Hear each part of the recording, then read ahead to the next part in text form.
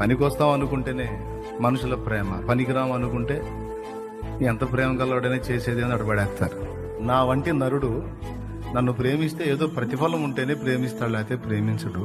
నన్ను ఇంత ప్రేమించి నా కోసం ప్రాణం పెట్టావు, నేనేం పనికొస్తానయ్యా నీకని ఏడిచాడు భక్తుడు. అతో ఏం అవసరం ఉందయ్యా నీకు? నీకేమి ఆహారానికి లేకపోతే పనికొస్తానా? నీకేం వస్త్రం ఇస్తానా?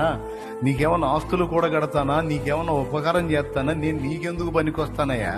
ఏమి లేకయ్యా నువ్వు నా కోసం దిగొచ్చావు? ఏసయ్యా నేను చెప్పనా, నువ్వు మంచోడివయ్యా. అది నీ మంచితనమయ్యా, నీ ప్రేమ. నేను మంచివాళ్ళం అని కాదు, మేమేదో నీకేదో తీసుకొచ్చి ఇస్తామని కాదు.